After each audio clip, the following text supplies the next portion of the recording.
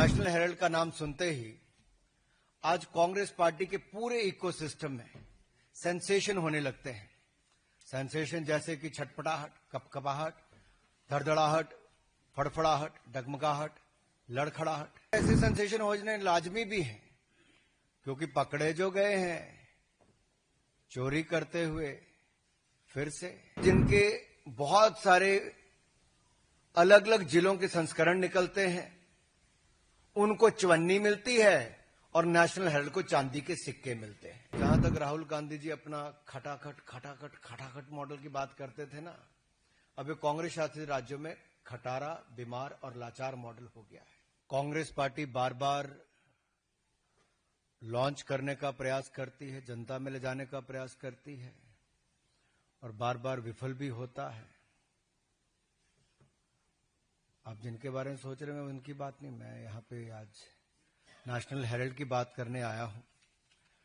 और national Herald का नाम सुनते ही आज कांग्रेस पार्टी के पूरे इकोसिस्टम में सेंसेशन होने लगते हैं।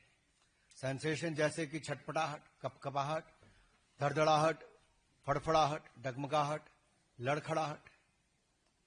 और ऐसे सेंसेशन होने लाजमी भी हैं क्योंकि पकड़े जो गए हैं चोरी करते हुए फिर से। और आजादी के बाद आज तक अगर आप कांग्रेस का देखेंगे, एक नहीं अनेक घोटाले सामने आए, लेकिन ये अपने आप में एक ऐसा मॉडल है जो किसी के गले नहीं उतर रहा। आप मीडिया से बड़ी संख्या में आज सुबह सुबह यहां पर आए हैं। नेशनल हेराल्ड जो नेहरू जी ने 1938 में शुरू किया, वो चल नहीं पाया। ठीक है, बहुत सारे काम है जो नहीं चल पाते। 2008 में ऐसी परिस्थितियां हो गई कि नहीं चल पाया। ऐसी कौन सी मजबूरी हो गई एजेएल के लिए जो नेशनल हेराल्ड को छापते थे कि उसको बचाने के लिए एक नई कंपनी बनाई जाए यंग इंडियंस के नाम से,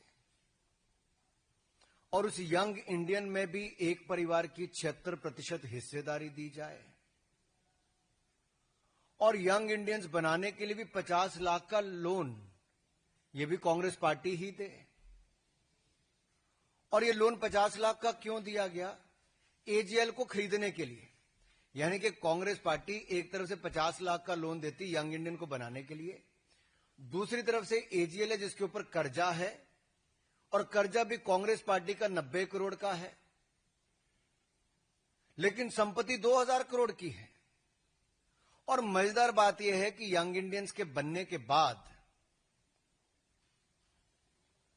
मात्र 50 लाख रुपया देकर 2000 करोड़ रुपए की संपत्ति यंग इंडियंस के नाम पे हो जाती है, मात्र 50 लाख रुपया देकर। और जो बकाया 89.50 करोड़, 99 करोड़ 50 लाख रुपया जो बाकी था, वो कांग्रेस पार्टी माफ कर देती है। अब सवाल खड़ा यह होता है, क्या कांग्रेस पार्टी लोन दे सकती है? क्या कोई पॉलिटिकल पार्टी लोन दे सकती है? सबसे पहला सवाल तो यही है। और लोन दिया तो क्या उस पर ब्याज भी लिया जाता था कि नहीं लिया जाता था? अब नेशनल हेराल्ड है क्या? It's not a daily newspaper, ये दैनिक अखबार नहीं है। It's a non regular paper. ऐसे एक तो वीकली पेपर है और वो भी छपता है। क्या छपता है? यहां पर इतने सारे पत्रकार, आप में से कोई नेशनल हेराल्ड से है क्या? कोई नेशनल हेराल्ड पढ़ता है क्या? अखबार वैसे तो कागज पे छपता है, लेकिन कुछ कागजी अखबार होते हैं जो छपते भी नहीं, बिकते भी नहीं, बंटते भी नहीं, दिखते भी नहीं और पढ़े भी नहीं जाते। ये उनमें से एक है। और जो कांग्रेस के राज्यों के मुख्यमंत्री इसके लिए चंदा देते हैं, चंदा मीन्स विज्ञापन देते हैं, चंदा नहीं विज्ञापन, वो विज्ञापन किस आधार पर देते हैं? दैनिक अखबार जिनके बहुत सारे अलग अलग जिलों के संस्करण निकलते हैं, उनको चवन्नी मिलती है और नेशनल हेराल्ड को चांदी के सिक्के मिलते हैं। और मेरे अपने राज्य हिमाचल प्रदेश में बड़े बड़े दैनिक समाचार पत्रों को जो नहीं मिलता, यानी कि उनको चवन्नी मिलती है और नेशनल हेराल्ड को चांदी के सिक्के मिलते हैं। और वहीं पर प्रदेश के मुख्यमंत्री जिन्होंने बड़े बड़े वायदे किए थे, या कांग्रेस पार्टी ने, वो 10 गारंटियां आज तक पूरी नहीं हुई। न महिलाओं को पैसे मिले, न डीए की किश्त मिली, न बाकियों को गोबर खरीदा गया, न दूध खरीदा गया, जो दाम देने थे वो भी नहीं दिए। उसके लिए पैसा नहीं है, लेकिन नेशनल हेराल्ड को विज्ञापन देने के लिए पैसा है। तीसरा,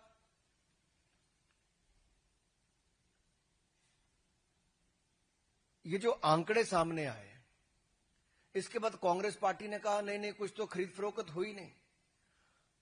ईडी की चार्जशीट में बहुत साफ है, अपराध का प्रकार, अपराध की तिथि, अपराध का समय, अपराध की जगह, लेन देन का अपराध और अपराध के बारे में सारी जानकारियां ईडी ने फैक्ट्स एंड फिगर्स के साथ अपनी चार्जशीट में रखी है। और ये कांग्रेस का क्राइम है। This is a Congress model of corruption, where a weekly newspaper is getting much more amount than the daily newspapers, and a paper which is not even published at times.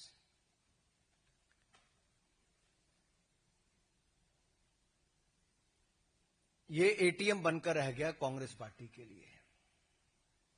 क्या national Herald Congress party का ATM हो गया, जहां के कांग्रेस के अलग अलग राज्यों की सरकारें उसमें पैसा डाल रही हैं और टैक्स पेयर का पैसा है? राज्य की सरकारें किस आधार पर विज्ञापन उनको दे रहे हैं? एक तो वो भी सवाल आता है। दूसरा, जो संपत्ति इनकी थी वो सब्सिडाइज रेट पे मिली थी। मुंबई की हो, दिल्ली की बहादुर शाह जफर मार्ग की हो, लखनऊ की हो, इन सारी और देश भर के अन्य संस्थानों में, अन्य जगह पर जो भी इनको प्रॉपर्टीज दी गई, वो करोड़ों अरबों रुपए की प्रॉपर्टीज हैं। वो अखबार चलाने के लिए दी गई थी, सब्सिडाइज रेट पे दी गई थी। क्या उनसे किराया लेने का काम किया जा रहा है? कि वो किराया भी फर्जी उतना ही है जितना फर्जी न्यूज़पेपर छापने के आंकड़े हैं? वायदे भी फर्जी, इनके नेतृत्व भी वैसा, आंकड़े भी फर्जी। और अब क्या किराया भी फर्जी है? क्या ये कांग्रेस के लिए मुद्रा मोचन स्कीम बन गई है? And as I said earlier, is it an ATM for Congress party? Where Congress ruled governments are giving money or depositing money through the advertisement.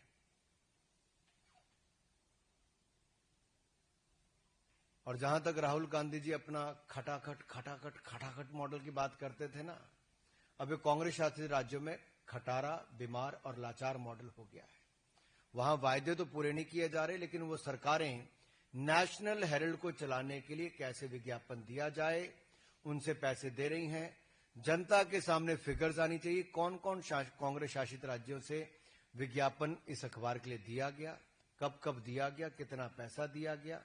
दूसरा, 50 लाख रुपए में 2000 करोड़ रुपए की संपत्ति का एक कांग्रेस मॉडल ऑफ करप्शन ये देश के सामने आया है। तीसरा, अगर ये अखबार छपता ही नहीं, दिखता नहीं, बिकता नहीं, तो इसके लिए इतना विज्ञापन क्यों दिया जाता है? और वीकली न्यूज़पेपर के लिए चांदी के सिक्के, और दैनिक न्यूज़पेपर जो इससे कई गुना ज्यादा बिकता है, दिखता है, उसको चवन्नी देने का काम क्यों किया जा रहा है? क्या कोई राजनीतिक दल ऐसे लोन दे सकता है, चाहे वो सेक्शन 8 कंपनी हो या सेक्शन 25 कंपनी हो? सवाल एक और इसके सामने खड़ा होता है। आजादी से पहले का न्यूज़पेपर है, 1000 से ज्यादा इसके शेयर धारक थे। अगर कांग्रेस पार्टी ने लोन ही माफ करना था तो एजीएल का क्यों नहीं माफ किया? यंग इंडियंस बनाकर एक परिवार की 76% हिस्सेदारी हो जाती है। कांग्रेस के 2 पूर्व राष्ट्रीय अध्यक्ष 38% इसके शेयर धारक बनते हैं। यानी कि यंग इंडियंस के टोटल कंट्रोल 76% हिस्सेदारी जब एक परिवार के पास, 2 लोगों के पास आ जाती है तो कांग्रेस पार्टी इसका लोन माफ कर देती है। अगर ये 1000 लोगों के पास एजीएल रहती तो शायद उतने लोगों का ऋण माफ होता, लेकिन अब तो 2 ही लोग रह गए, जो बाकी 2 थे वो तो स्वर्गवास हो गया, जिनके पास 12% हिस्सेदारी थी। ऑस्कर फर्नांडिस जी और मोतीलाल वोरा जी आज हमारे बीच में नहीं है, लेकिन 12% उनकी हिस्सेदारी थी। तो कुल मिला के आपके सामने साफ है, 50 लाख रुपया वो भी जो कांग्रेस पार्टी ने दिया, लेकिन शेयर धारक बने कांग्रेस के 2 पूर्व राष्ट्रीय अध्यक्ष, और उन दोनों ने 1 रुपया लगाए बगैर 2000 करोड़ रुपए की संपत्ति उनके नाम पे हो गई। This is Congress model of corruption. और देश के सामने जो आज 4-5 सवाल हमने कांग्रेस पार्टी से पूछे और वो कई दिनों से उत्तर देके राजी नहीं, इसमें स्पष्ट होता है। बार बार ये लोग कहते हैं कि हमारे लिए कुछ नहीं कहते, कुछ नहीं, लेकिन मैं आपके सामने 2014 में जब इनके खिलाफ ट्रायल कोर्ट ने समन किया, आप याद करिए 2014 ट्रायल कोर्ट ने समन किया, उसके बाद ये हाई कोर्ट गए, सुप्रीम कोर्ट गए, लेकिन हाई कोर्ट और सुप्रीम कोर्ट ने बिल्कुल सही बताया, यानी कि इनको समन उसके बाद हुए। आज भी कांग्रेस के दोनों बड़े नेता बेल पर हैं भ्रष्टाचार के मामले पे, और 2016, 2018, 2024 ये पूरे आप कोर्ट के अगर निर्णय उठाकर देखेंगे तो इनके खिलाफ ही हैं। ईडी की कार्रवाई अब तक बिल्कुल सही मानी गई है, और संपत्ति जो अटैच करने की बात आती है, जो घोटाला सामने आया, एक कांग्रेस का एक और मॉडल ऑफ करप्शन आज देश के सामने आया है।